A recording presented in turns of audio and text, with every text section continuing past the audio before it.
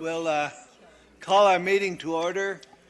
First item is invocation, and that's by Bill Killen. Is he here? Is Bob Killen? I'm sorry. Fortunately, God knows who I am. And then the pledge will be led by Ben Motter, I believe. Is that right? Okay, good. Let's pray. Our Heavenly Father, we thank you for this opportunity to be here this evening, and we thank you, dear God, for your presence in our life and in our world today. And we thank you, dear God, for each one that is here, and we pray your special blessing upon our town council and our mayor. And dear Lord, for the business that will be discussed this evening, we ask for your wisdom and your direction. We're grateful for the privilege of serving you as we serve our community. And we pray that in all that we do, that you would get honor and glory. We pray in Christ's name. Amen. Amen. Thank you, Pastor.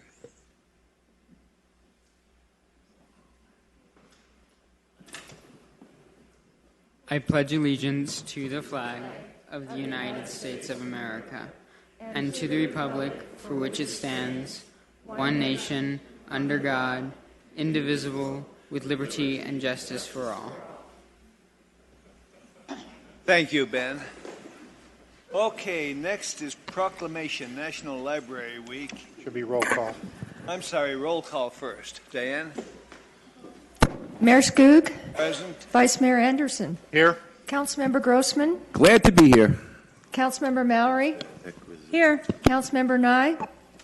Here as well. Councilmember Whiting. Here. And Councilmember Rooney. Here. We have a quorum, Mayor. Thank you, Diane. Okay, next is the Proclamation, National Library Week.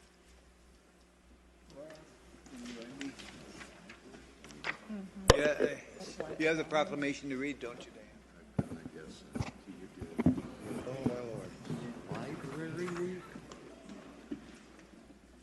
I do want to give you a heads up. It's a good thing it's really first because they're getting a little out of hand. They talked about doing backflips and other things, so. Nice to see you brought your fan club.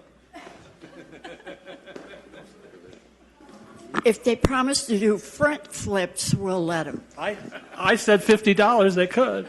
I'd put it on my P card. National Library Week, April the 9th through the 15th of 2017. Whereas libraries are not just about what we have for people, but what we do for and with people. And whereas libraries have long served as trusted and treasured institutions, and library workers and librarians fuel efforts to better their communities, campuses, and schools. And whereas libraries are evolving in order to serve their communities and to continue to fulfill their role in leveling the playing field for all who seek information and access to technologies, and whereas libraries and librarians open up a world of possibilities through innovative STEAM programming, maker-spacers, job-seeking resources, and the power of reading. And whereas libraries and librarians are looking for their traditional roles and providing more opportunities for community engagement and deliver new services that connect closely with patrons' needs. And whereas libraries support democracy and affect social change through their commitment to provide equitable access to information for all library users, regardless of race, ethnicity, creed, ability, sexual orientation, gender identity, or socioeconomic status. And whereas libraries, librarians, library workers, and supporters across America are celebrating National Library Week, now, therefore, I, Harvey C. Skoog, Mayor of the town of Prescott Valley, Arizona, do hereby proclaim April the 9th through the 15th of 2017 as National Library Week and encourage all residents to visit the library this week to explore what's new at your library and engage with your librarian. Because of you, libraries transform. Any comments, Laura? The heart of our community, for sure. And it's getting to be a really busy heart, isn't it? Wah! Dr. Strange on Monday. I bet a lot of people don't know what I'm talking about, but you all do. So congratulations on all your thoughtful planning and the manner in which you carry your plans out. You're a credit to your family, and you're a blessing to the community. Thank you, each and every one. Vice Mayor, you had a comment? I sure do. You know, we're very proud of our library here in Prescott Valley, and it's because of all of you standing here now and the others that aren't here, but who work alongside of you. We couldn't possibly do the things we do here in the library without our workers, our volunteers, and the people who put so much of their time, their life, their energy into this. I grew up with libraries, and some of my best times growing up were in a library, and I feel it's a vital part of our community. I'm looking forward to the day when we can finally say that we're going to open the library 7 days and keep it open. So we're not there yet, but I sure hope we get there soon. So keep up the good work, and we do appreciate what you do. Thank you. Thank you, Rick. Mike? Yeah, I'm not sure I'm as qualified as Councilman Anderson. I haven't spent a lot of time in the library. I did when I was going to school, of course, and I visit now and then. Our town, our community, and to us, the council, is that you're a hub of not only education but entertainment and a lot of other things that I think people would hesitate to list the things that the library is involved with that really brings a lot of joy to our community in a lot of different ways. So appreciate all your efforts, your commitment, the things you do to make it happen, because you are really something that I think the council is very feel that you're very successful at, and we hope you can continue for many more years to come. And forget about these naysayers that say that reading is out the door. It's not. It's going to be here for many, many years. So, Mary, you had a comment? Yeah, you know, it's funny because yesterday I had a gentleman give me a book, and he asked me how long it would take me to finish the book because he'd like to get a little bit of input from me on it. So I had to make this commitment. I said, will you give me 30 days? And so when I drove away, it reminded me of when I was a young girl and always going to the library, and how much I enjoyed going to the library and getting the books, and then knowing I had 2 weeks to get all of them read. And as a young girl, I never understood anything of what a community does. But today, it's amazing how blessed we are for all the people that do this work, and we benefit from it. And as years go on and you grow older, you realize so many people in the back door were making your life better by donating time and energy. And so I appreciate what you do, because you're building a future. And that's something that we always need to keep doing. Anyone else? Marty? I'm sure you'll all be happy to hear this, but I am part of a book club. And in fact, this month's book is going to be, we're going to be doing it at my house, because whoever book it is, that's where you have the party. But I utilize the library services all the time. When it's time to get the next book, I check to see if we have it in stock and if it's available and if anybody has a hold on it. So, and the nice thing is that I'm able to also download the electronic book to my Kindle. Well, I have the Fire, but it's the same thing. And it's just great. And beyond the reading material that's available here, this building is a central hub to a large portion of our community. Whenever I come through here during the day, those computers are used. There are people in there doing homework, research, and more importantly, there are people in there, looking for jobs. So, and you have the Glassford Hill, the meeting room, and we have the digital library. So the services that are available within this building, the Crystal Room, this is a community hub, and it's used very well and very productively. So it's really good to see, and I know Stuart and Ted come out here and they throw out the numbers of the uses in this library, and it just baffles my mind at how well this library is used and how many people utilize it and how many books we actually lend out on a yearly basis. So keep up the good work, and thank you. Good, thank you. Jody? Yes, I'd love to.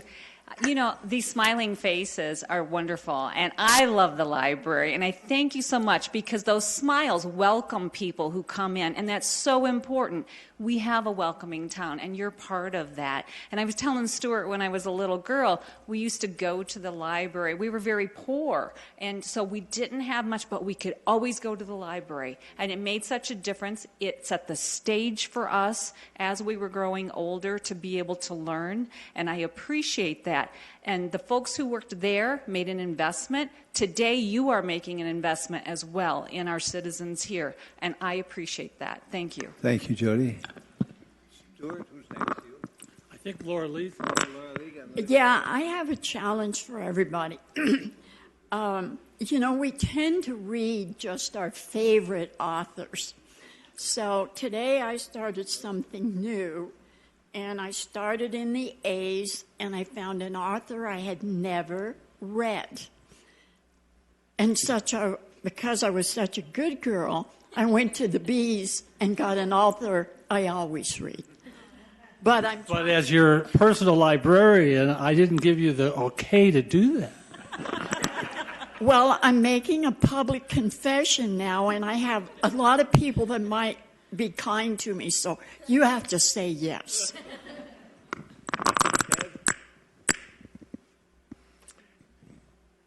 If you look at the, like Jody said, the smiling faces, okay, so this is going to make it, this is who makes it happen. Our staff who put in a lot of work, time, and their heart is on display, everything that they do. And so they really care about people, because that's what it's all about. Books, buildings, computers are the means to the end, and the end is always people.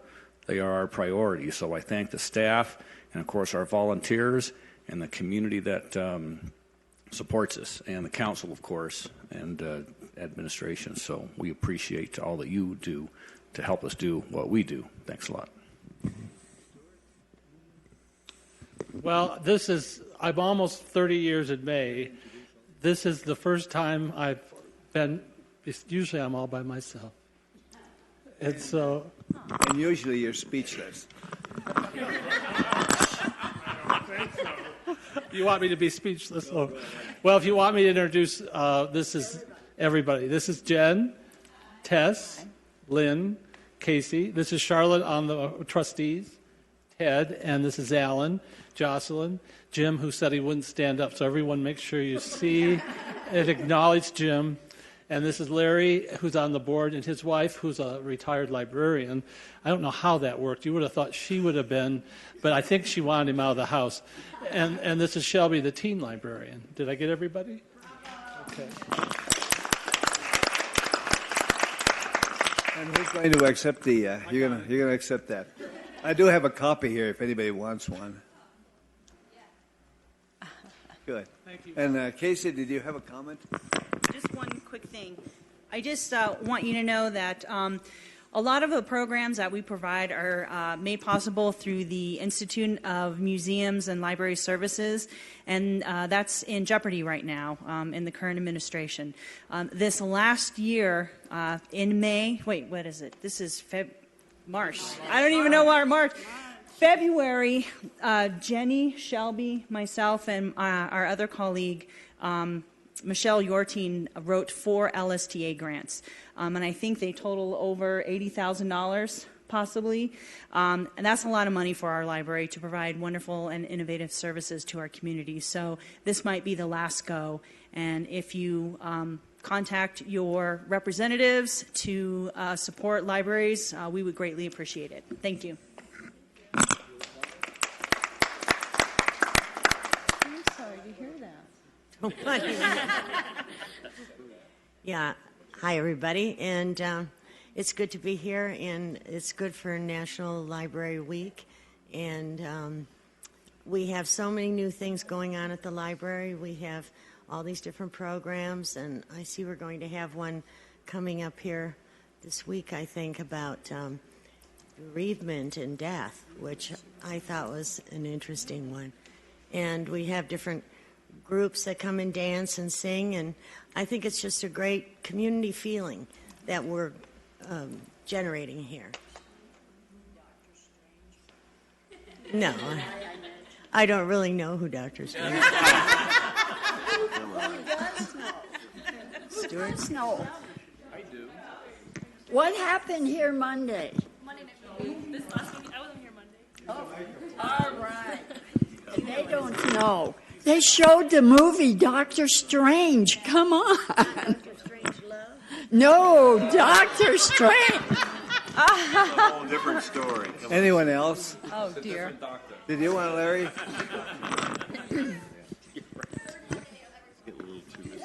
I've got to say something because Stuart would prefer I didn't. But one of the things that really impressed me is that reading in the newspaper, I think it was on Wednesday, about Paulden opening their library.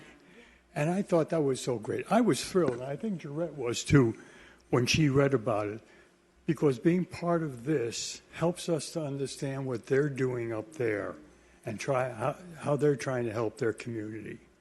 So there is value in this library. Really, Stuart. Thank you. Anyone else? Hold on. I hope you feel our love. Thank you so much. Appreciate that.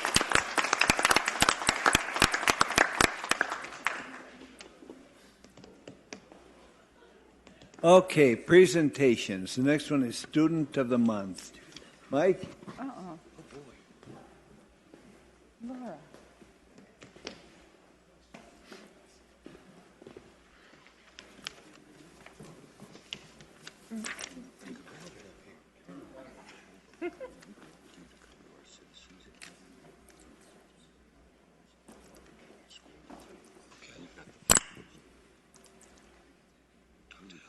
Well, this is one of the favorite times of our council meeting every fourth week of the month, and it's because we celebrate the Youth of the Month. And today we have that person here representing Bradshaw Mountain High School. His name is Ben Delamater or Delamater. I always, and I think there's a French version that we'll hear about as well. But he's somebody that represents what we feel are the values of not only the Optimist Club of Yavapai County, but the town of Prescott Valley, and of course Bradshaw Mountain High School. And we are doing this in conjunction with each other to recognize students in our community. And I think one thing that we feel is as they become successful in their lives and their careers, that they'll come back and maybe give back and share. So we're hoping for that in the future. So, one of the things that how this comes about, I guess, is that there's a lot of input relative to who should be, looked upon as achieving the things that we're looking for in terms of community involvement, academics, and leadership skills. And so, of course, Court Minor, the principal, has a little bit of input, probably not very much, but administrative staff, instructors at Bradshaw Mountain High School. So it's something that's not done in a vacuum, but everybody knows the students and know who they want to recognize as a Youth of the Month. So I do have a little information, and we always this is a toss-up because we get a little bio, and sometimes I just take all of Court's thunder, so he has to come up with something. I'm going to try and avoid some of the academic things that Court can address. But some of the things he's been involved with, again, thinking of school, community, and volunteer work. He is on the principal's list. I'm not sure, when I was going to high school, that was probably a bad thing. Now it's a good thing. So that's a good start. He has the President's Award for Academic Excellence, and I guess it's a gold award. He's with the National Honor Society as a representative and the National Art Honor Society, which I didn't even know existed. He's the vice president. We've always heard, as we recognize our students from Bradshaw Mountain High School, about the Link Crew, and that's a group of seniors, and I assume maybe some other maybe juniors that help out freshmen and new students that are coming to Bradshaw Mountain. It gives them, I think, a help up in terms of what to expect and have some friends right off the bat when school starts for the new students and freshmen. He is part of Mu Alpha Theta. He's president, and that's a math-based service club. And I think there's several. There's math and health that seems to be the trend at Bradshaw Mountain. But I guess the Mu Alpha Theta has been involved with food drives and Angel Tree program, among others. He works at his church as a volunteer in the children's ministry. So obviously he has to have a lot of patience with children at school. At church, because, that's the place where sometimes the parents and the children are separated, and I'm sure there's a lot of challenges there for Ben to consider. He is an intern. He's kind of working at Adventure Auto Glass as an intern. He's reported some of the skills, and again, he's very, shy about what his skills are, but people skills, teamwork, and collaboration, and he does have a work ethic. So I think I've avoided all the academic-related things, and we'll let Court Minor, the principal, address some of those. Thank you, Mr. Whitting, Mayor Skoog, council members, distinguished guests. My name is Court Minor. I'm the proud principal of Bradshaw Mountain High School. I'd like to say a few nice things about Ben. Michael talked about his involvement in the community and at school. He is the president of our Mu Alpha Theta Club, which is our math club on our campus. He's been part of the German Honor Society and also part of our German exchange program, where he's hosted students from Zeitz, Germany, as well as he spent the summer there in terms of returning the favor. He's done tutoring on our campus, involved in many honor societies on our campus, but more importantly, he's involved in LINK. And LINK is a transition program for our 8th graders who are becoming freshmen coming into the high school. And we have juniors and seniors, usually about 80, 85 of them, who adopt the freshmen, if you will, their freshman year. And they usually get about 8 or 10 freshman students, and they keep an eye on them throughout the year. And again, between tutoring and his LINK commitment, he's been a very big impact on our campus. Academically, he's taken AP World History, AP Bio, Pre-Calculus, AP Calculus, AP Literature, AP Studio Art, AP Government, AP Econ, and AP Statistics. So you can see he's quite the academic. But this year at graduation, he will be speaking at graduation as the valedictorian of this class. And there's 362 seniors on our campus right now, and 43 of them are above a 4.0. And at a 4.603, and number one in his class, is Mr. Ben Delamater. So I'd like to introduce Ben. Wow.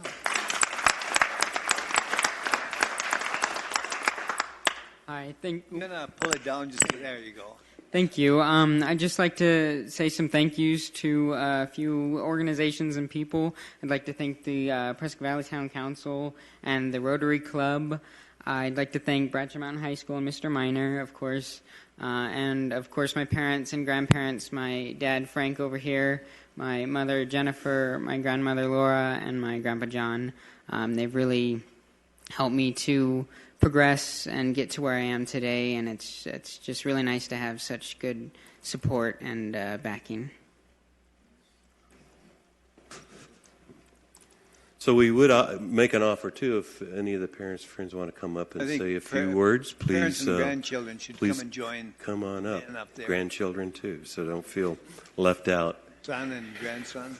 So it is a great honor, I think, for the town of Prescott Valley, the Rotary, and the Optimist Club of Yavapai County, as well as the Bradshaw Mountain High School, that we honor you as Youth of the Month this month. And we have a few things just to mementos of the occasion that hopefully you'll keep with you and remember fondly. One is a paperweight that says Student of the Month. And so when you're doing your diligent work, you'll see that hopefully and remember this hopefully special moment. And we do have a certificate as well. It just reads, the Optimist Club of Yavapai County certifies to all that Ben Delamater has been named March Student of the Month. Optimist Club, Prescott Valley, and Bradshaw Mountain. So congratulations. Job well done, and we're looking forward to see seen bigger and better things. And then we'd sure like to hear from your parents if you want to. 20-minute speech. Mrs. Delmater, 20 minutes. No, I'm not much for speeches, but of course we're very proud and we love him dearly, and just couldn't be happier with his success. So thank you very much.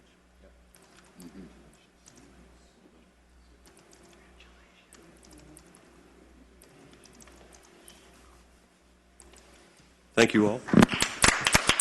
Congratulations, Ben.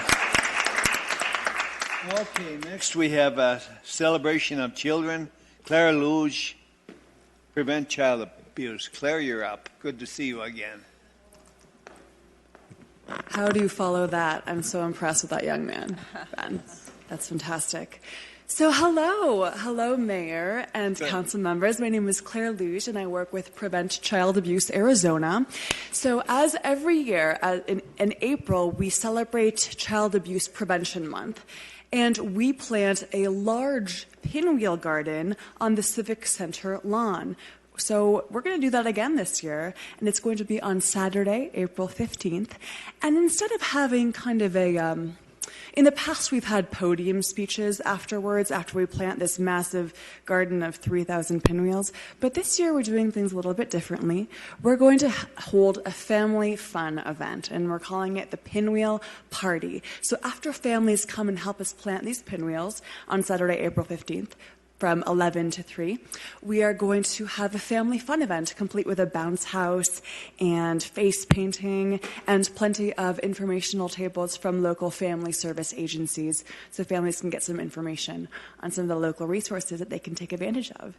And of course, we would like to invite you to be there as well to show your wonderful faces and to represent the council. And I would like to especially thank you and the town of Prescott Valley and everyone who's been helping me get the facilities in order, including the tables. And the town of Prescott Valley is waiving the registration fee for us. So we are in partnership with you for this family event in celebration of children.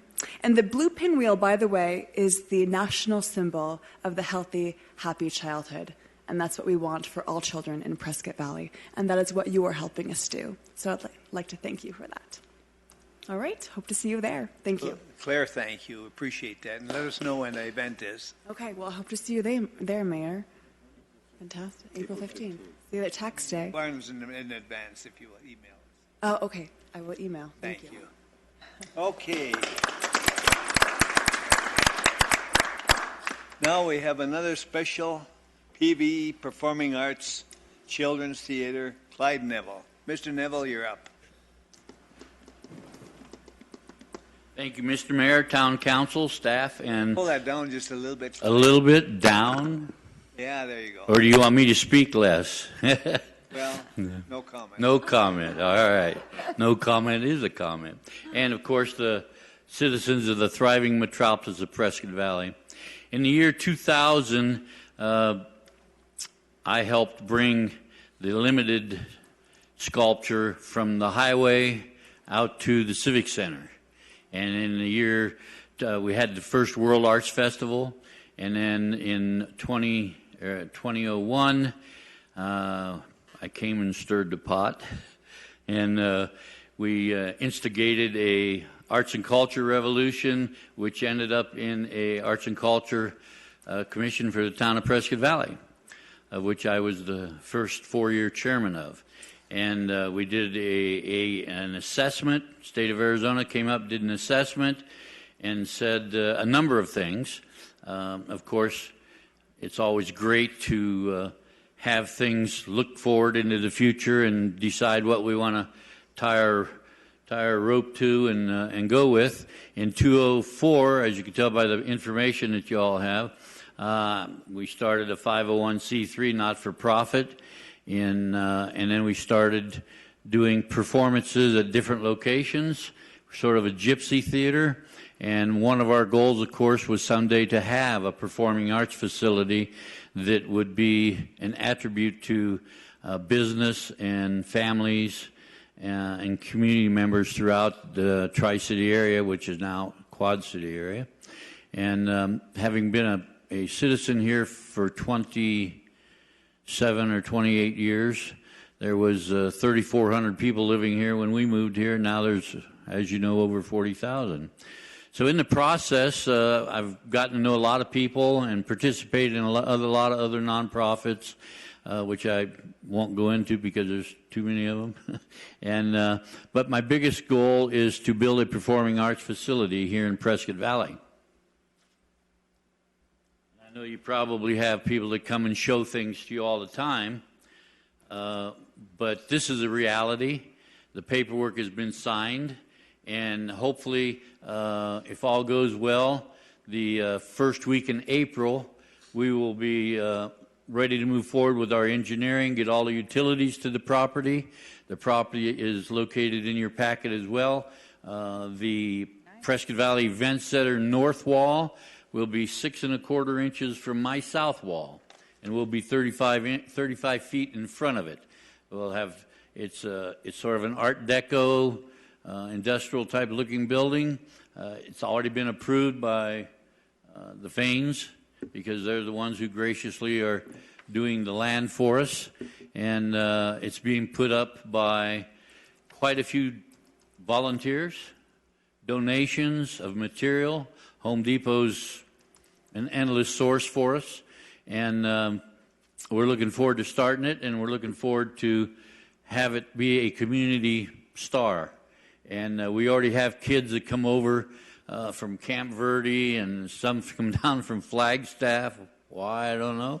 But we do. And we have a lot of kids. We have 3 programs.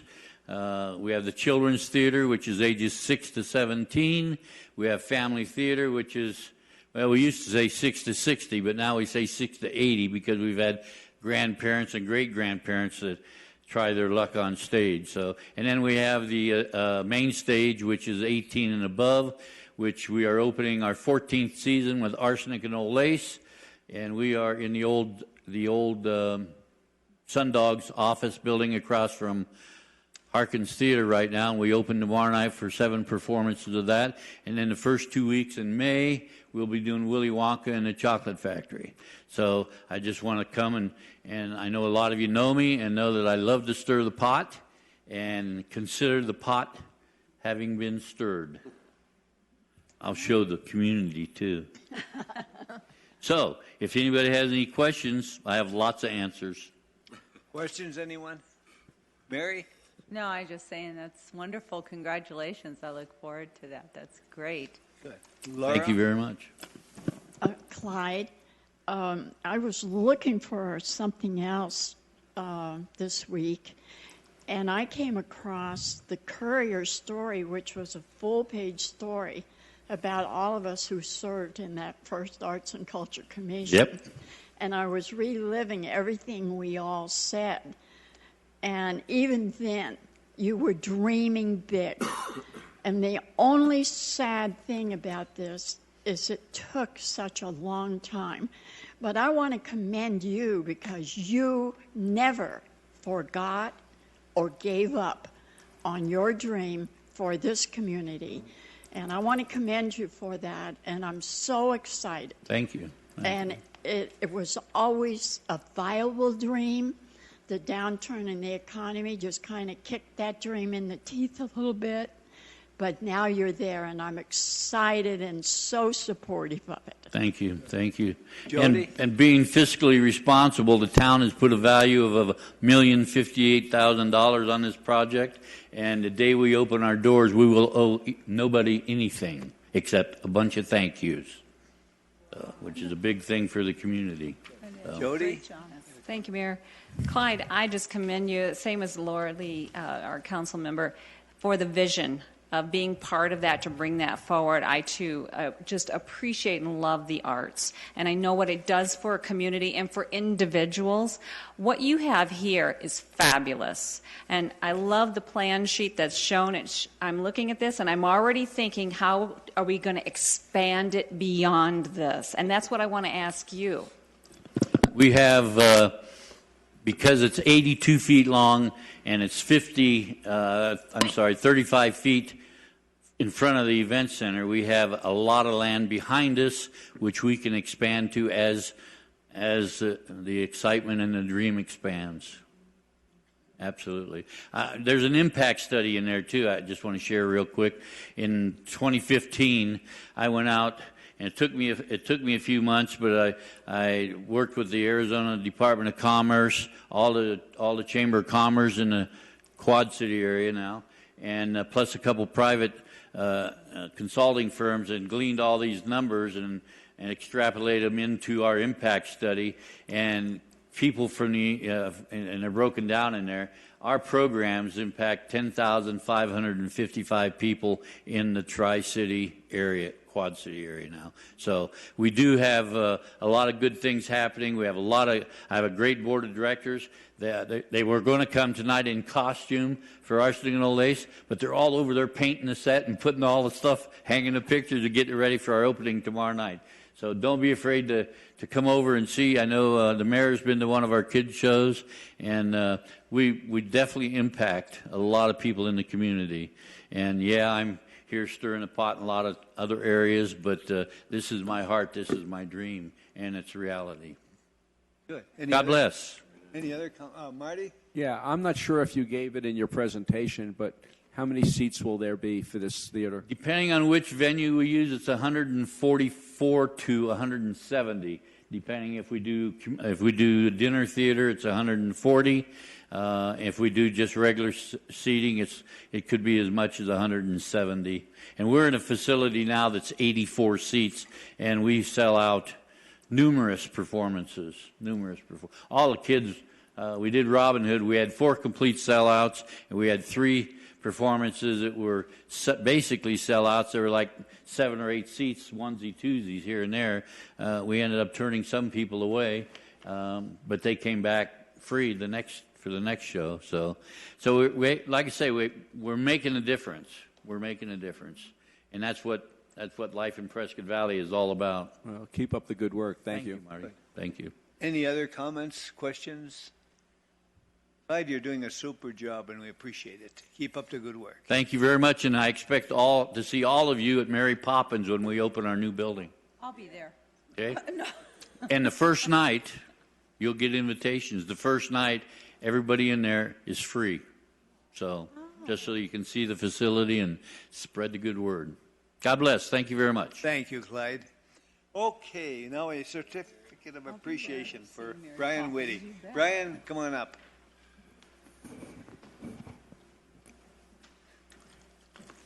Keep her at my store. She calls me Mary Poppins. She's like, well, hi, come on in, Mary Poppins. Yeah, I know. It's got to be the personality. She's not no Mary Poppins. Diane, do you have any comments? Yes, we do, Mayor. Okay. Congratulations, Brian, on making it to your 10-year anniversary, traditionally known as tin or aluminum anniversary, although modern lists refer to it as the diamond jewelry, which sounds a little nicer, so we'll go with that. But before you get your hopes up, no, you don't actually get any diamond jewelry. Brian's tenure with the town could be compared to Dickens' novel, A Tale of Two Cities. It was the best of times. It was the worst of times. It was the spring of hope. It was the winter of despair. We had everything before us. We had nothing before us. When Brian started working for the town in 2007, one of his first official actions before council was to purchase a new playground, which was subsequently pulled from the agenda for lack of funds. The following year saw cuts in operating budgets, a hiring freeze, furloughs, and other austerity measures. Through all of this, though, Brian held his head high and kept the Parks and Recreation Department performing at a high level. Over the past years, as the economy has improved, Brian has overseen a renaissance, if you will, of improvements to parks facilities and programs, including expansions and renovations of Tonto South Park Antelope Park, and American Legion Park.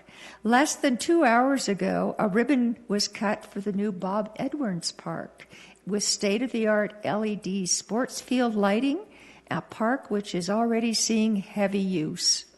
Brian is a dedicated family man and also coaches local youth with the Prescott Bird Busters, a local trap and skeet club. Thank you, Brian, for all that you've done for Prescott Valley. Brian, did you tell her what to say? Yes, I apologize for big words, though. Laura? That's one. Okay. Anybody that was watching noticed that he had a monologue going the entire time, and I'm not repeating a word of it. You know, when we were at the ribbon cutting today at Bob Edwards Park, and knowing that this was going to be taking place, I thought, you know, a really perfect plan comes together perfectly.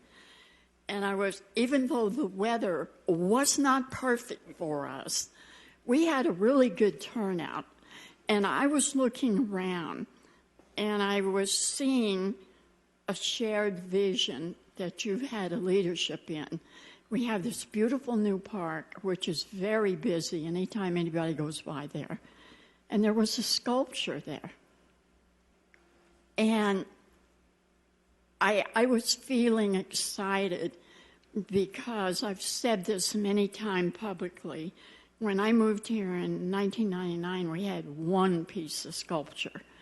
And now we have developed our arts and our Parks and Rec that we can bring art and Parks and Rec together. And I want to thank you for all you did to bring us to that point in time. And I want you to know that I pick on you a lot, but you can take it. Well, some of it was justified. It's awful cold out there today. Anyone next? Marty? Sure. 10 years, that's great. You know, I've had many conversations with Brian over the last few years regarding Parks and Rec and other things, handball courts. Anyway, the one thing that is consistent with Brian is, well, a few things that are consistent is he's got his, you know, he's got his compassion and caring about, you know, the Parks and Rec and the job he does. But he has this great sense of humor. He's always got this smile on his face, and that will get him through a lot of what we've been through in the past. And hopefully we'll have many more dedications for parks and other recreation areas that will be coming into town. So keep up the good work, and thank you for your 10 years, and we look forward to at least 10 more. Vice Mayor?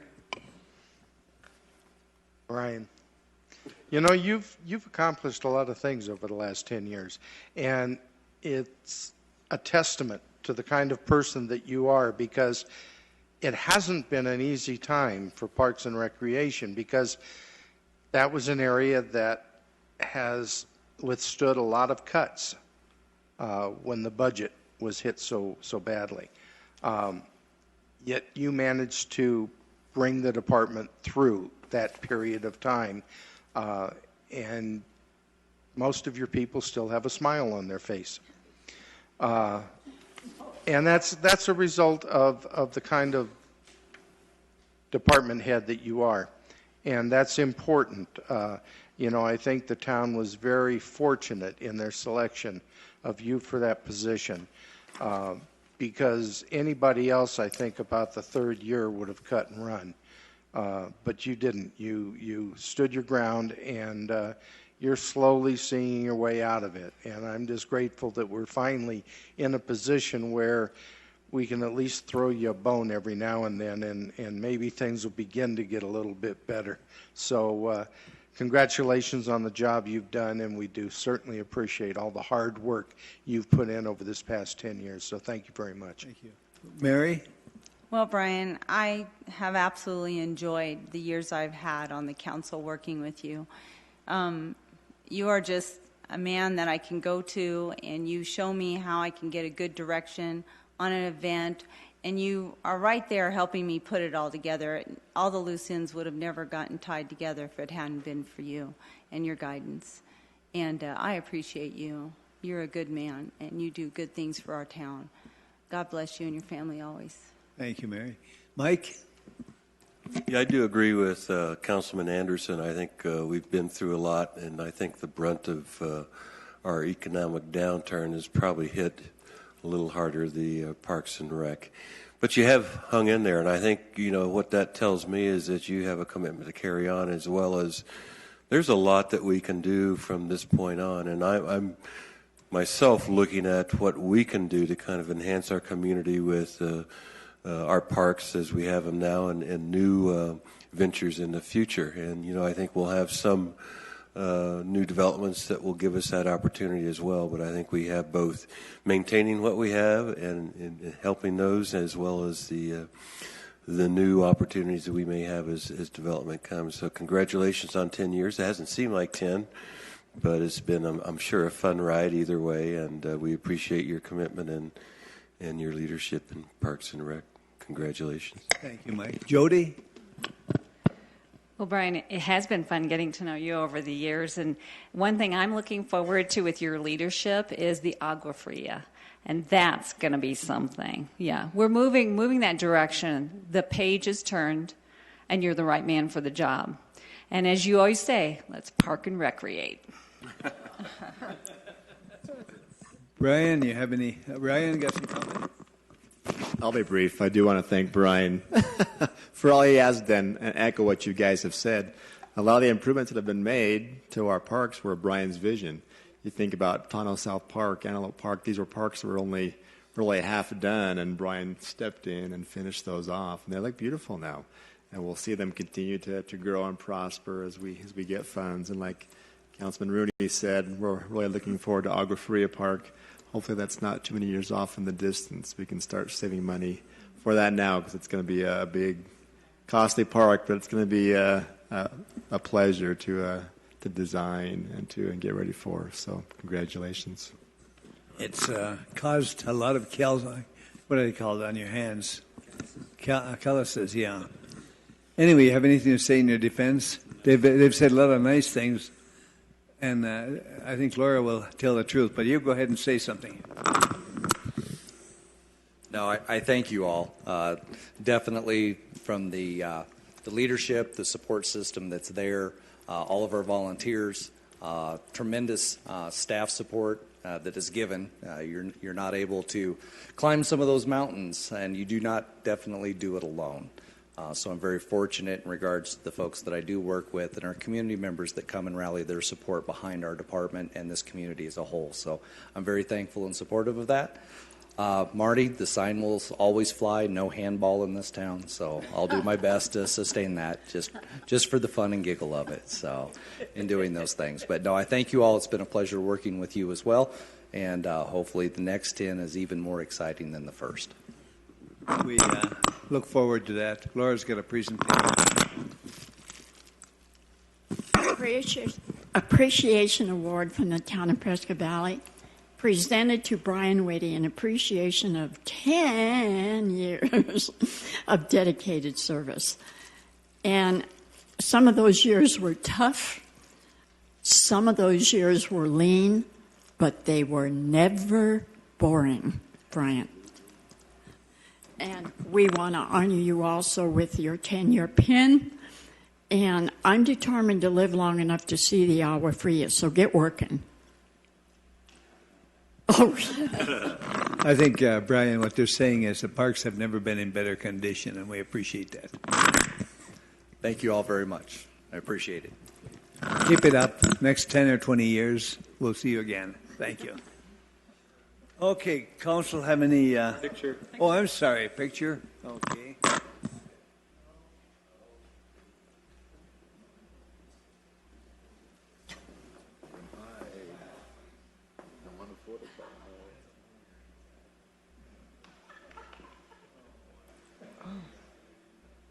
Don't go to sleep. No snoring.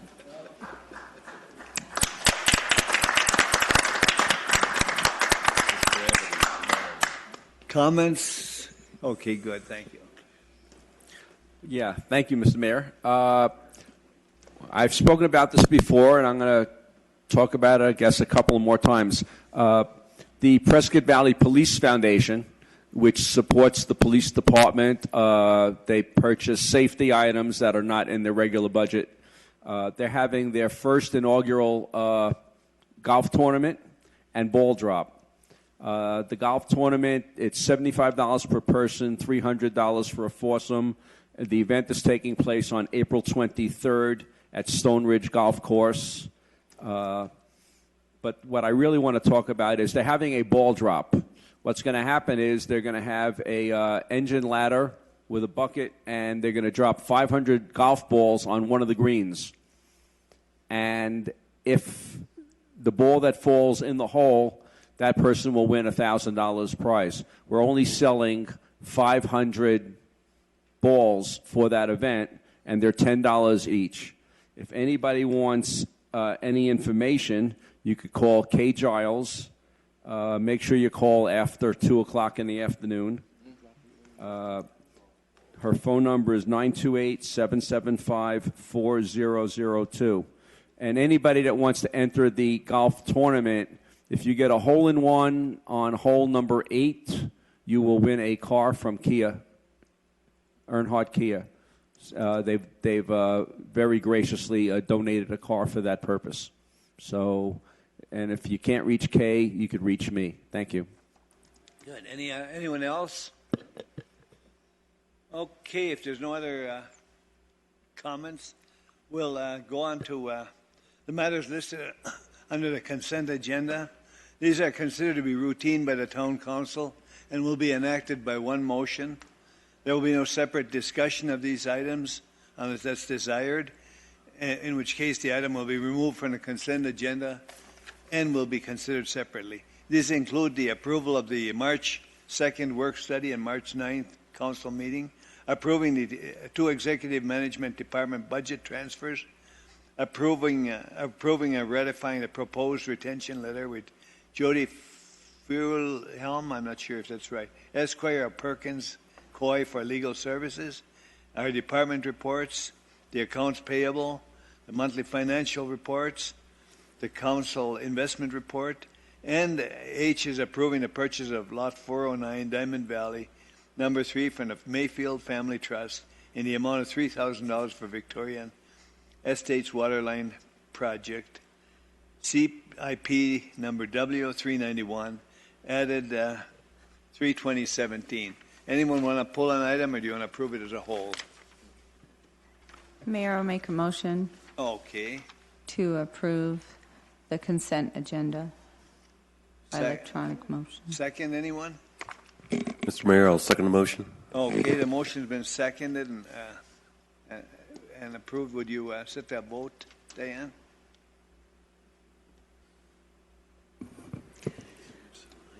That's unanimous, Mayor. Thank you, Diane. Okay, we go on to number 10. Second reading of ordinance number 827, approving ZMC 16-008. And with that, I would ask you if you would read the ordinance number 827 by title only for the second reading. Diane? Ordinance number 827, an ordinance of the mayor and the common council of the town of Prescott Valley, a municipal corporation of Arizona, amending the town zoning map by changing the zoning classification of an approximately 75-acre site from RCU-70, residential conditional use permit, to C2, commercial general sales and services, located west of Fane Road at the westerly terminus of Sarah Jane Lane, and providing that this ordinance shall be effective 30 days after its passage and approval according to law. Thank you, Diane. With that, I would ask, shall the ordinance pass? You want to set the vote, Diane?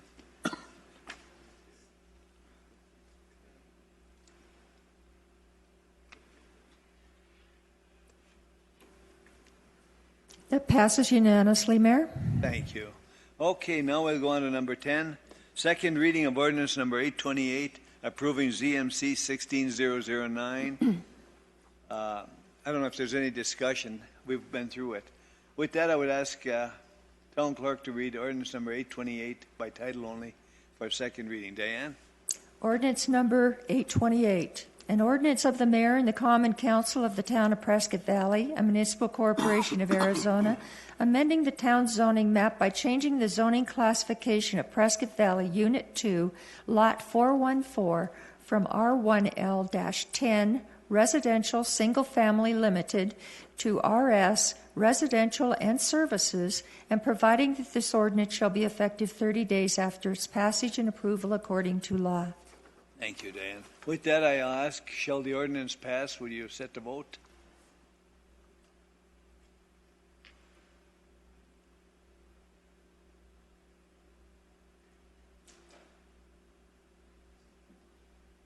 That passes unanimously, Mayor. Diane. Okay, now we move on to number 11, new business.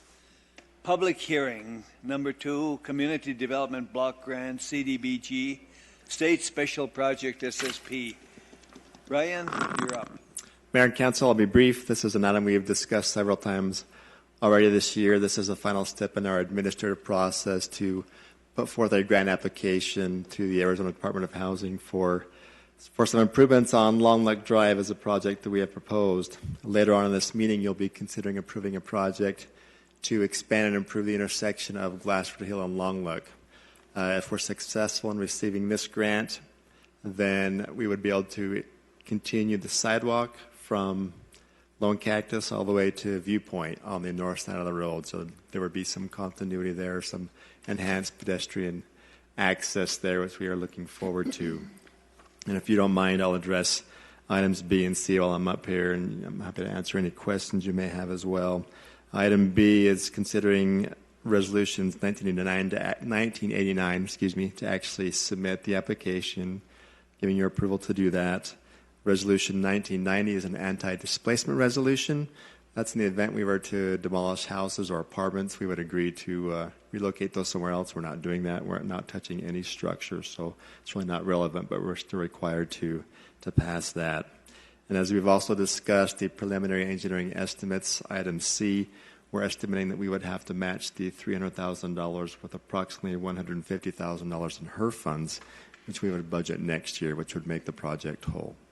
So with that, I'm happy to answer any questions you may have. Okay, any questions, comments? Public have any comments? Kirk, any comments?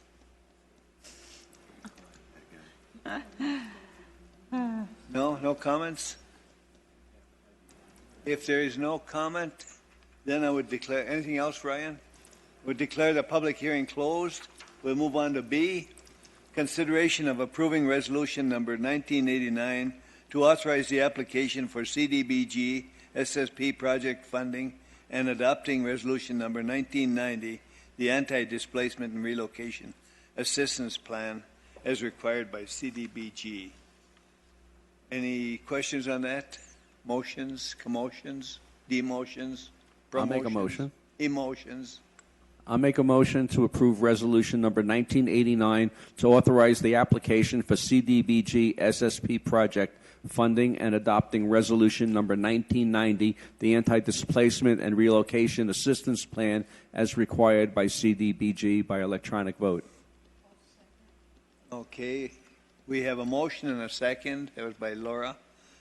Would you set the vote, Diane?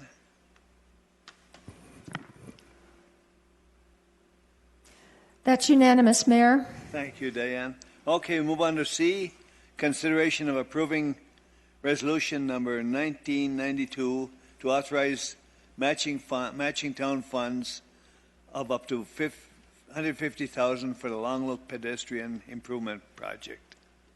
Ryan, do you have any comments? Nothing further. Although I will add, by the town matching funds, it actually adds points to our application, makes us more competitive. So it does help us to be able to put some money towards the project. Questions? Anyone? Comments? Motions? Mr. Mayor, I'll make a motion. I think it's a great investment for us. Make a motion to approve Resolution 1992 to authorize matching town funds up to $150,000 for Long Lake Drive pedestrian improvement project. Thank you, Mike. Second, anyone? Mayor, I'll second that. Okay, with a motion and a second, would you set the vote, Diane?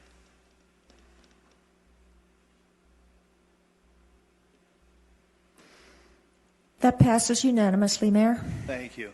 Okay, we're going up to number D, public hearing, Cable One license renewal. Ryan? Mayor, Council, this is another item that we've discussed a couple of times already the past few months.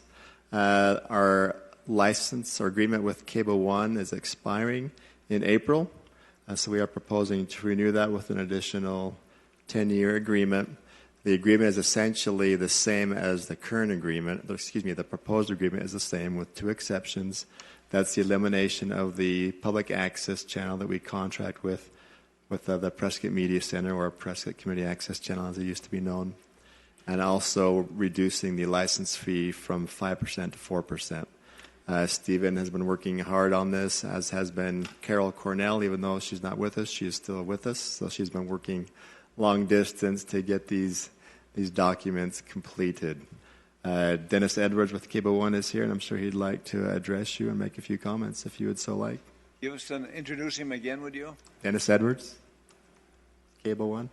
Well, welcome. It's good to see you. Mayor, council, staff, my name is Dennis Edwards with Cable One. I've been in this position as general manager for Cable One in Yavapai County for 16 years. And I've also been a resident of Prescott Valley for 16 years. When I relocated here, my wife, myself, and my granddaughter settled here in Prescott Valley, and that's where we stayed. Curiously enough, I pulled some statistics when I was in the Chino Valley Council giving an update, and I pulled statistics about how many of my staff actually live in certain communities.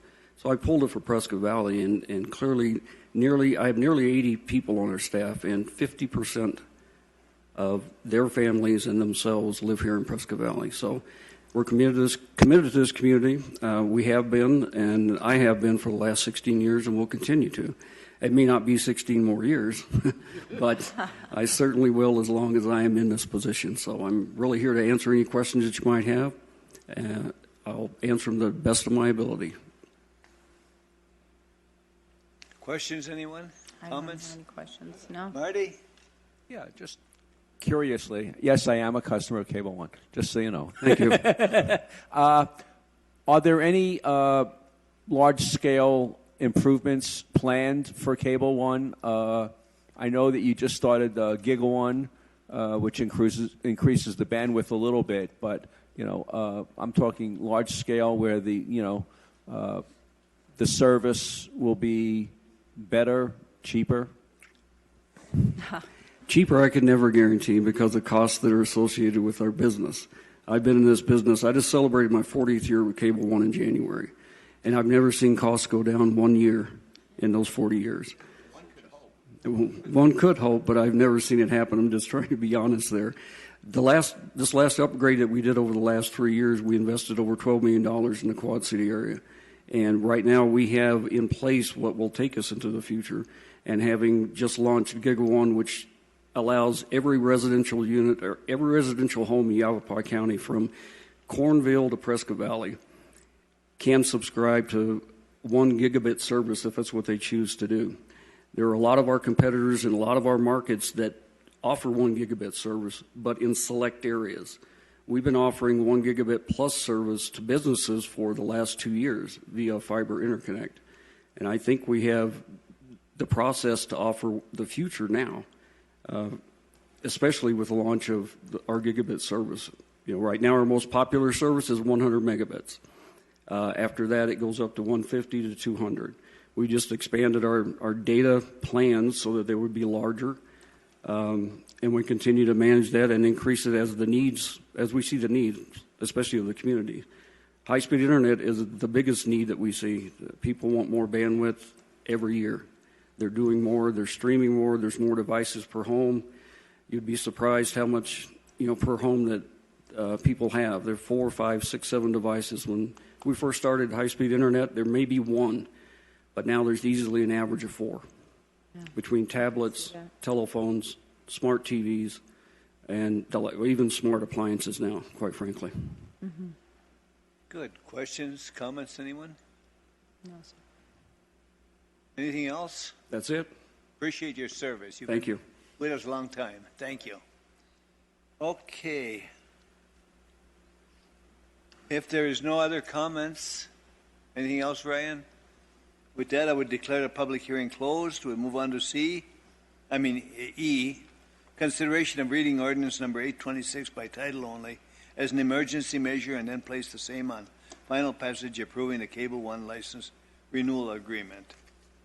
Anyone got any comments, motions, promotions, demotions, commotions? Mr. Mayor, I'd be happy to make a motion Okay. to read ordinance number 826 by title only as an emergency measure, then place the same on final passage approving Cable One license renewal agreement. I'll second. Okay, we get a motion and a second. Would you set the vote?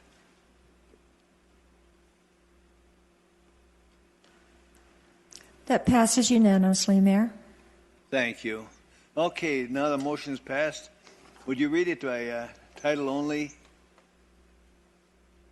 Ordinance number 826, an ordinance of the mayor and the common council of the town of Prescott Valley, a municipal corporation of Arizona, adopting and approving a cable television system license renewal agreement between the town and Cable One, Inc., and declaring this ordinance to be an emergency measure pursuant to Arizona Revised Statute 19-142B and Section 2-05-060 of the Prescott Valley Town Code. Thank you, Diane. With that, I would ask, shall the ordinance pass? Would you set the vote, Diane?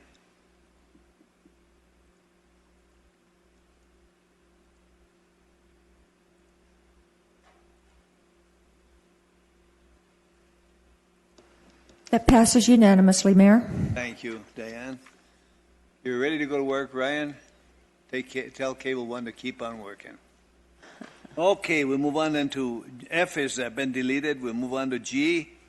Consideration of approving resolution number 1991 adopting the recommendation of Parks and Recreation Commission facility fee schedule. Brian, you have any comments on that? Absolutely no good ones. Again? Unfortunately, yes, sir. Okay. All right. Back on March 2nd, we stood before you in regards to items related to Proposition 206 and its direct impacts, especially to the Parks and Recreation Department and some of its critical operation centers. One of those largely is our Mountain Valley Splash Aquatic Center. In doing so, we gave you a little background and information as it related to the fiscal impacts of Prop 206, especially leading right into this season of operation. Those estimates came in right at around $26,000 just opening the doors of what we were looking at. That scale continued to grow over the course of the next several years as minimum wage jumped this year from $8 to $10. The next 2 fiscal years, 50 cents an hour each one of those years, and then finally in 2020 jumping to $12. In each one of those years also is a responsibility in regards to providing paid time off with a maximum annual accrual of 40 hours in regards to those benefits that come along with that. After the year 2020, each additional year will then be followed by a cost of living increase.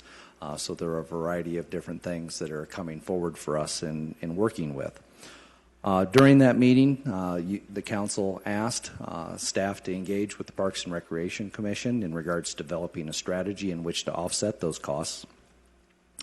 You also asked that in the provision of that strategy that we not alter the number of required employees. You asked that we not increase nor decrease the facility's operations and services, and also preserve the percentage of subsidy that the town council has maintained over the year, which in this case has been 60% subsidy on an annual basis in operating the pool. So in doing that, the staff met with the Parks and Recreation Commission in their review, and through the appraisal of our current rates, market comparisons, and analysis of current department operations, the commission developed a working document that is being presented here to you tonight for your review and adoption. So with that being said, I'm happy to answer any of the questions that you may have resulting in these recommendations. We did go through a variety of different analyses in regards to developing this, and I think it is a reasonable plan in reaching service levels that are required for those facilities and the work that we do, especially related to our seasonal employees that complete those tasks for us. And I believe that we have accomplished your goals that you asked us to consider. Good. Questions, anyone, or comments? Marty? Yeah, I got a question. Yes, sir. Has any studies been done to keep the Mountain Splash Park open on weekends through Labor Day? With that has been a historical item that we've worked to have tackled for a number of years. It boils down to boots on the ground, if you will, or flippers in the water in this case. And unfortunately, that is not a viable option for us, as our seasonal workers are students, either they be high school or collegiate folks. Of course, we lose a number of our college staff members, as well as then our high school students are engaged in a variety of their studies as well as all of their academics. And we literally lose them right in the first week of August. So it becomes a very difficult situation. Then also we're working within budget limitations of doing that work as well. And so we have focused ourselves within that 60, 70-day period of operation, and that's where it leaves us. If personnel would not be a factor and you were able to get people to work weekends from local college students to cover the weekends, how much of a financial impact would it be, a plus or a minus, to maintain the pool and keep it open for that extra month? That analysis has not been given. In doing so, I would say that it would be a very challenging effort, and I say that on the basis of when they are free and having personnel that meets the necessary skill sets. This is not a type of position, and I'm not belittling anyone in saying this, or at least that's not my intent. I'm actually looking at the actual cost to maintain the pool. Would that be... would that be a financial burden to the town or a financial plus to the town if we were able to get people to cover the weekends? We would still be... Councilman, if I could, what you're looking at is a very small increase in cost to have the pool open Saturday and Sunday because the pumps are still running. The pool is still used by the high school for their activities. The problem is the staffing of the lifeguards.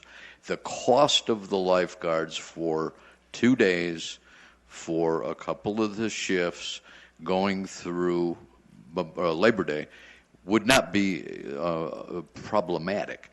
What is problematic is the staffing. Brian is having a very difficult time getting people beyond the start of high school and college. Now, having said that, we've had a conversation about expanding the demographic of our lifeguards. Okay, in other words, beyond people that are going back to college and are going back to high school. And so that is we continue to explore that because we know that there is demand on those Saturday and Sundays. Although all pool operators will tell you the minute that school goes back in session, your revenue and attendance drops to zero. Every pool in the country, every aquatic manager will tell you that. We used to be open 3 months a summer until the school district changed their schedule. When kids started going back to school the first week of August, we had to essentially close the pool Monday through Friday because there was nobody there. No revenue.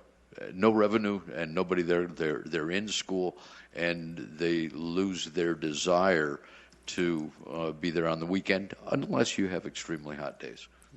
I mean, I know when I was a lot younger, I actually worked at a pool for a few years, and I know what the problem is as you approach the opening of school and college students have to go back because they were mostly the lifeguards. So I just thought maybe by now some of it might have changed. And it has. Okay. Even our local college, even in their highest attending semesters, fall and spring semesters, are challenged with staffing, even their own facility. And so we run into all of those types of challenges. Any other questions, comments? Anything else, Brian? No, sir. I'm, again, happy to answer any questions you have, but I think we've met your objectives and requirement on those strategies. Well, we've studied this a lot. Anything else, Vice Mayor? Thank you, Brian. Anybody care to make a motion? I think he's going to die for lack of a motion. You ready? I'll make a motion. Okay, there comes one. Motion to approve resolution number 1991 adopting the recommendations of the Parks and Recreation Commission facility use fee schedule for years 16 and 17 by electronic vote. I'll second that, Mayor. Okay, with a motion and a second, would you set the vote, Diane?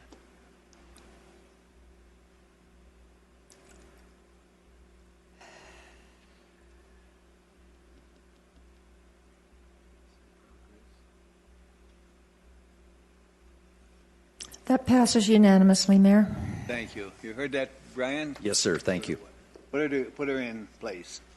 Okay, we go on to H, consideration of approving the award of construction contract to the lowest responsive bidder, Earth Resource Corporation, in an amount up to $2,452,772.40, and approval of the change order in the amount of $92,494.60, and approve the amendment of the town engineer agreement in the amount of $254,000. That's Glassford Hill Road and Long Lake Drive intersection.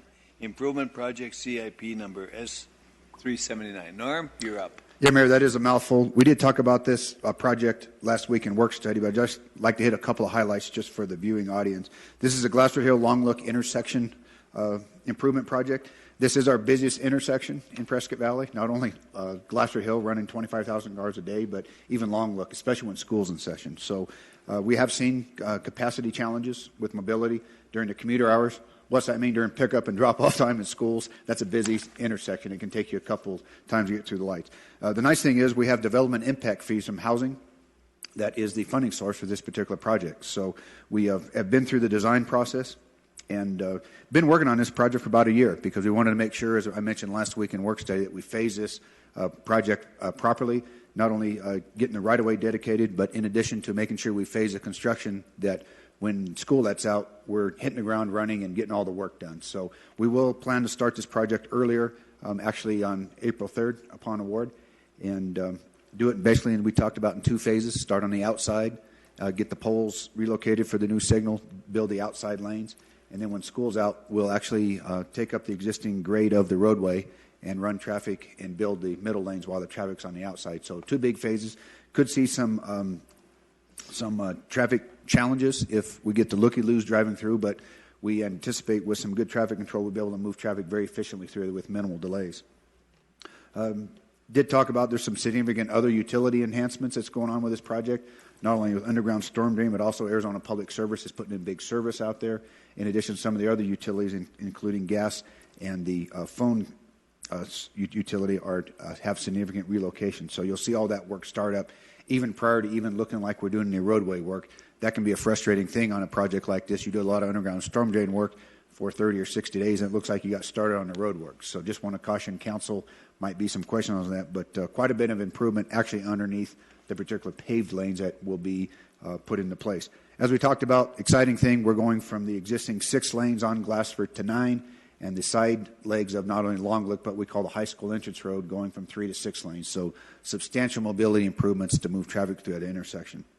As far as the bids go, had a very good design from Dave & Associates, which shows, as you see the competition there, everyone's really clustered there for the 2 local bidders. So we had a good design. We've heard feedback from the contractors that they were very pleased with the clarity of the plans. In addition to the traffic control plans, there's actually 4 different sets of traffic control plans to move traffic through during different phases. So Earth Resources is the apparent low bidder, and I'm very complimentary of the design, and they're actually very eager to do this project. They're a local contractor, very similar to Asphalt Pavement Supply, but Earth Resources was the low bidder. They're very looking forward to building this project and seeing it completed in the community that they reside in. Last thing I did want to bring up that was we talked about in work study too is the improvements as you see there for Yavapai College. Part of their off-site development requirements is to build their public improvements on curb, gutter, and sidewalk fronting their property. So As part of the design process, they felt it was easiest. We actually performed the design, and they paid Dave & Associates directly for the design. But as part of this contract, we're actually going to build their curb gutter and sidewalk improvements, as you see the blue line on Panther Path on the south side for the college, and they will reimburse the town. So part of the award here is actually doing work for the college. It's just easier for the economy of scales for the construction. But the nice thing is, as we talked about in work study, all the mobility improvements you see on the blue lines is actually new sidewalk and curb and gutter, which makes connectivity all the way here to the government facilities here, the continuity all the way to the high school. Ryan talked about in one of the last items, you can see in this particular exhibit that we're having sidewalk improvements replaced to Lone Cactus on the north side of Long Look. But this exhibit shows a little better. If that community development block grant comes through, this will actually extend sidewalk all the way down to Bob Edwards Park that you went to a ribbon cutting ceremony today. So great fun stuff to build infrastructure and continue to have a funding source as we continue to grow Prescott Valley infrastructure in place. So with that, what you're considering tonight is award to the low bidder contract, Earth Resources Corporation, construction period services contract to Dave & Associates to manage the construction and built in accordance with the plans. And, of course, the change order we talked about to build the curb gutter and sidewalk for the Yavapai College and have them reimburse the town for that particular requirement that's part of their building permit. Be happy to answer any questions at this point. Jody, any questions? No. Mary? No, sir. Mike? No question. Yeah, I just had a question. You mentioned Panther Path. We're doing a change order for Panther Path. Is that what's going to be reimbursed by the school or Yavapai County? That's correct. Change order, additive work is probably the best term. In the construction world, sure. It's always a change order, but it's additive work that was actually bid competitively as part of the public bid. And the Yavapai College has indicated they're more than happy to reimburse the town and actually have us manage that construction. Good. Other questions? I'll make a motion. Motion? I think we're ready. I'll make a motion to approve the award of a construction contract to the lowest responsive bidder, Earth Resources Corporation, in an amount up to $2,452,772.40, and approval of the change order in the amount of $92,494.60, and approve the amendment to the town engineer agreement in the amount of $254,000. Glassford Hill Road and Long Look Drive intersection improvement project, CIP number S379 by electronic vote. Second, anyone? Mayor? Jody? I'd like to make this motion. Second it. Okay, with a motion and a second, would you set the vote, Diane?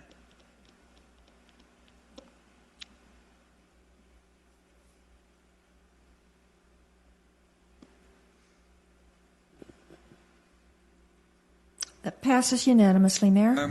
Go to work. We're going to work, Mayor. Good, thank you.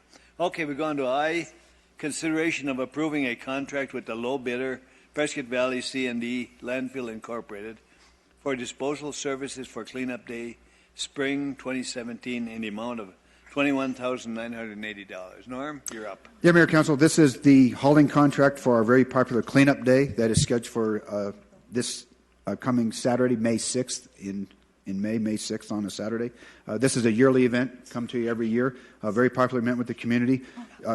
If you look at the particular flyer that we've developed and distributed, it shows that very good community event. We also have participation, cooperating participation with Dewey Humboldt, also Yavapai County for their residents to come, and they'll pay their proportionate share of who their residents that come to the event. So we divide up the cost of the event and distribute according to their attendance. So a very good community event, partnerships with other neighboring communities.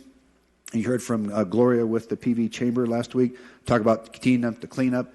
They get several hundred volunteers that fan out all over Prescott Valley and just clean up everywhere. So this Saturday, Saturday, May 6th, will be quite a cleanup effort here. We do every spring. What you have for your consideration is actually the hauling contract to Prescott Valley C&D Landfill. They do this project just about every year. They're the low bidder, do an excellent job for us, a local contractor.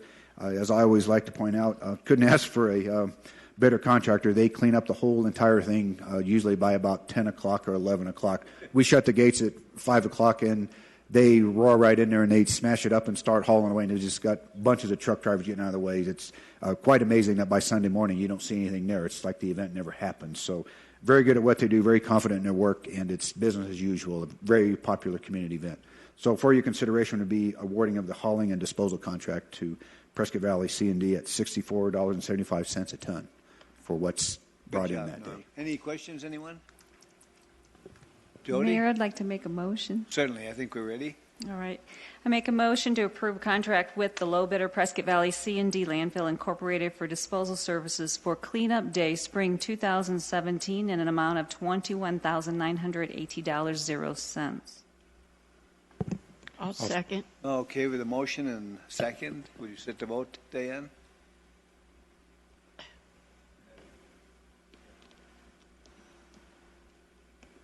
That passes unanimously, Mayor. Norm, you're ready to go to work with Very that. good. We'll Thank go you. have cleanup day. Good job, by the way. Okay, we move on to J, consideration of approving a budget transfer and payment of ADOT invoice in an amount up to $80,217 for the PV pipeline multi-use path phases 1, 2, 3, CIP number E23. Norm? Mayor, Council, likewise, we did talk about this in a little more length at last week's work study about this particular project. I think Council's well aware of the PV pipeline multi-use path. Federal Transportation Enhancement Grants granted to us in 06, 07, 08, and 09 for approximately $2 million. We've moved forward with design and construction with ADOT, partners with them. Construction started in May of 16, and actually we had a ribbon cutting ceremony in January when the project was substantially complete. As we talked about last week, once we got started with construction, we found there was a design oversight in some of the drainage. The good news is it was anticipated, and we found a funding source in order to resolve the situation. So good news is found a problem in an oversight of the amount of drainage that had to be accommodated, and we're able to have a design change and actually accommodate the design, and we didn't take any step back. So good news was those particular improvements were in place. Cost around $100,000, of which ADOT still had some design funding balance left, so they put that towards it. But the $80,000 is what we're going to use flood control funding in order to make this particular project whole. And as Council may recall, this is what it's all about, is cutting a ribbon on it. So it's successfully constructed. In fact, we followed up today with the contractor. There's been quite a bit of handrail work on some of the handicapped accessible switchback ramps, and they anticipate being fully done with all that handrail in the next 2 weeks. So it has been substantially complete and used by the non-vehicular traffic out there, but we look for full completion here in a couple weeks and closure with ADOT and with our partnership on this particular project. So very good alternative to vehicular travel, this multi-use path. As we talked about the Exhibit C here, the addition of the PV pipeline multi-use path added about 2.5 miles, and actually very nice connectivity between Mountain Valley Park and the Antelope Park, in addition to the schools and the recreation, all the facilities there. So it's already quite a popular amenity that we've added and used by, as I always call it, the non-vehicular public out there for transportation. So what you're approving tonight, Mayor, is just the budget transfer from flood control funding to actually pay the invoice made out when it comes for this particular overage and resolution for the drainage. Questions, comments, anyone? Mayor, I would ask to recuse myself due to employment with the Arizona Department of Transportation on this item. Okay. You are recused. Mayor, I'd like to make a motion. Okay, we're ready. Motion to approve a budget transfer and payment of ADOT's invoice in the amount of up to $80,217 for the PV pipeline multi-use path phases 1, 2, and 3, CIP number E23. I'll second. Okay, with a motion and a second, would you set the vote, Diane? Second won't come up. Sorry, Mayor, who seconded that? Marty Grossman. Is your button not working? It's not coming up. I'll do it. There it goes.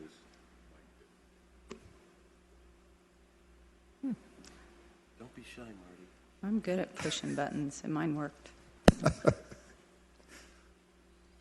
Stephen, you were saying, oh, there it is. We need the bigger hand.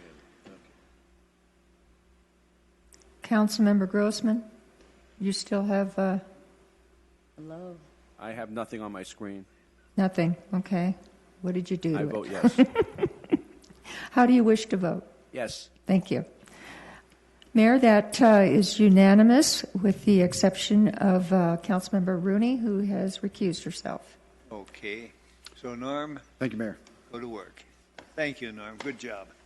Okay, we go on to number K, consideration of approving resolution number 1988 of adopting a development agreement with the Ridge Christian Fellowship for an annual payment to allow counting designated parking spaces in PCFD number 1 toward off-street parking requirements. Richard, you're up. Mayor, Council, this is the first of, we hope, many agreements with nonprofits along the Prescott Valley Parkway for them to pay their fair share of the cost associated with retiring or paying for the bond indebtedness that was created as part of the CFD that enabled the development of the parkway. The Ridge Christian Fellowship needs additional parking to facilitate potentially expansion of that facility. They're also going to work with their neighbors to come up with cross parking agreements so as to accommodate them when they have services. They intend to continue to pay over the course of the term of the development agreement $18,000 per year, which is equal to their fair share contribution to the CFD. We're hoping again that we have other nonprofits come to the town and to the Community Facilities District Board of Directors and enter into similar agreements. Wanted to make a note and thank the pastor of the fellowship, also a member of my staff, Fernando Gonzalez, who was very diligent in going back and going back and going back and going back until finally they reached an agreement. Quite frankly, I'm not that patient. So we're complimented by having that staff. Also wanted to compliment the legal department for starting to pull that stuff together. And I hope, again, this establishes a good precedent into the future. With that, I would respond to any questions you may have. Questions? Marty? I'm sorry. That's Me? Mike. Who am I? Mike, Have we done this with other entities in that area as far as counting parking? Well, this is the first. The first one. So this, I think it would be a nice step forward to kind of give everybody an idea how that'll work. There are 5 nonprofits within that area, and this is an ad valorem tax, which is brought about as part of their property taxes, and nonprofits are exempt from paying property taxes, so they don't have to pay for the ad valorem tax associated with the district. Yes, we hope that others will follow suit, and we would be very happy to accommodate them paying annually through a development agreement and through a development agreement with the CFD as well. Great. Thank you. Mary? I just want to publicly say that I do appreciate the Ridge Christian Fellowship for doing this and for participating and helping their fellow neighbors in that area with this financial obligation. Do appreciate that. I hope to see the other nonprofits come forward and help as well. Good, thank you. Marty, no? No? Laura? I want to echo the appreciation comments. And I want to add to that the utter relief I felt when I studied my packet and saw that. I hope there are leaders and that people follow. They already are leaders, I should say, and let's hope others follow as you stated. Thank you. Rick, your comment?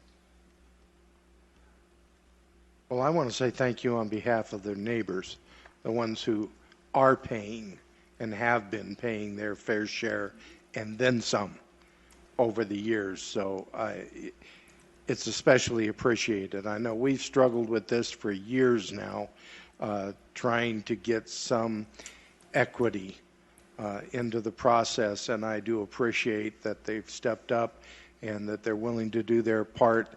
And we know there are others that could heed the call and recognize that perhaps it's time for everyone to step up and meet that call. So thank you.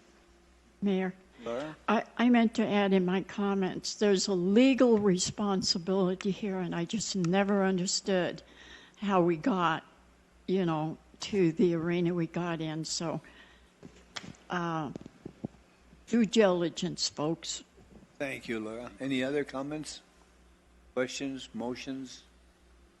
Mr. Mayor, I'll make a motion to approve resolution number 1988, adopting a development agreement with the Ridge Christian Fellowship for an annual payment to allow counting of designated parking spaces in PCFD number 1 towards off-street parking requirements.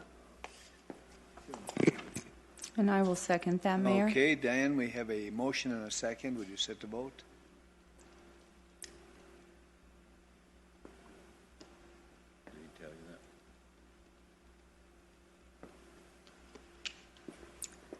That's unanimous, Mayor. Thank you. Richard, good job on that. Appreciate that.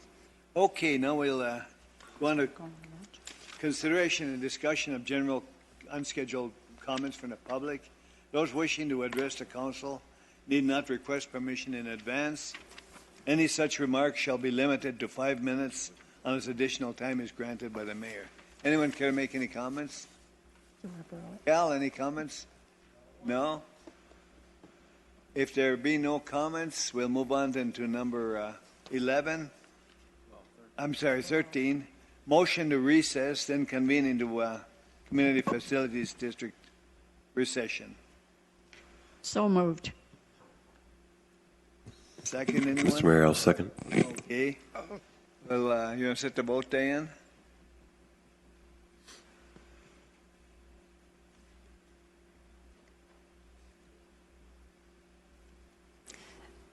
That's approved unanimously, Mayor. That passes. Okay, we're going to convene into the